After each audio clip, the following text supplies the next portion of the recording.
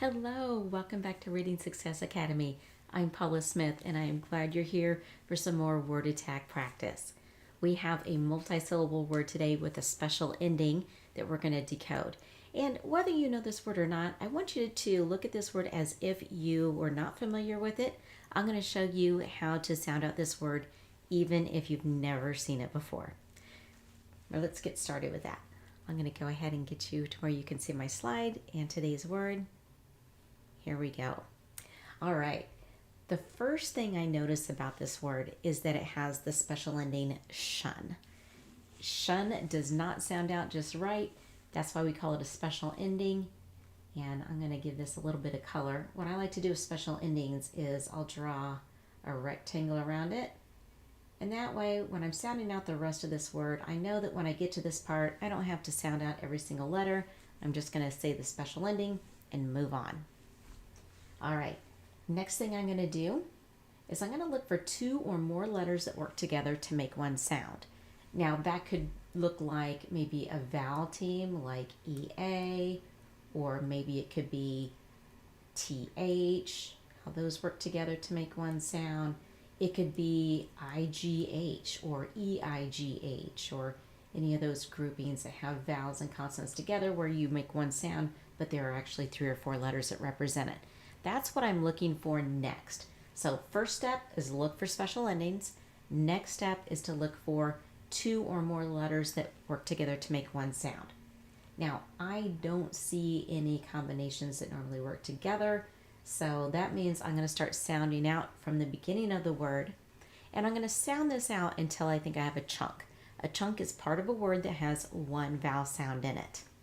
So let's get started here. Trap, trap. And then I'm going to go ahead and start here on this side of the line. Once you have a chunk, you want to say it, you want to repeat it, trap, and then start over on the other side of the line. So we have I, and if you want, you could go ahead and blend into d too. You could say id and put the chunk line here, or like I said, as long as you have a vowel sound, you could put it here. If you have a vowel sound, you have a chunk. So we could do it like this. Trap, I. Now blend those 2 chunks together. Trap, I. Now we're starting over again. D, A. Now you might be thinking or or ah. And you'd be right because the letter A has those 4 different vowel sounds. The reason why I chose the long A sound here is because there is a spelling pattern. There's a tendency, not a rule, a tendency for the letter A to have a long A sound in front of a shun, especially when it's spelled like this, Tion. Not always, because you'll see the word rational or international.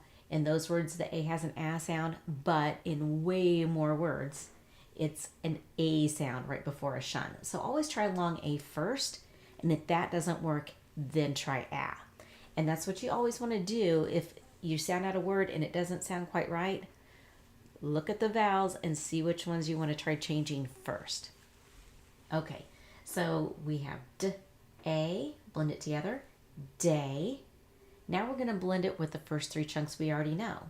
Trap, I, day. Blend it again together.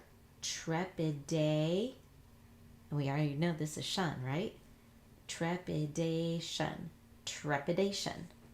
And there you go. That's how you sound through multi-syllable words, words that have lots of chunks in them. We had 1, 2, 3, 4 chunks. There was a vowel sound right here, 1 here, 1 here, and 1 right here. And that's what makes the chunks. Trepidation. So you might be wondering, what does trepidation mean? Well, let's take a look at the definition. I think we need to go the other direction, Paula. There we go. I have it broken into chunks here. We'll put our eye stoppers in. This is going to be a good way to study the spelling of this word. Leave some spaces between each chunk, put eye stoppers in, and that leaves smaller pieces of the word for your eyes to focus on at a time. Trepidation. So trepidation is a feeling of fear or agitation about something that may happen. He felt a sense of trepidation as he approached the podium to give his speech. All right, maybe he doesn't like to speak in front of people. I happen to be one of those people. So he had some trepidation about it. He was a little nervous, probably. Maybe he was afraid that people would laugh at him, or maybe he was going to forget what he was going to say. So he had a fear there. That was his trepidation. So think about how you could use the word trepidation in a sentence. I would love to hear the sentence that you come up with. You can send it to me in an email to hello@readingsuccessacademy.com. I like hearing what students come up with our word of the day. Send that my way, and if you would like to see tomorrow's word of the day broken down into chunks to make it easier to read and easier to spell, make sure you click that subscribe button so you get a notification when I go live. I will see you next time. Bye.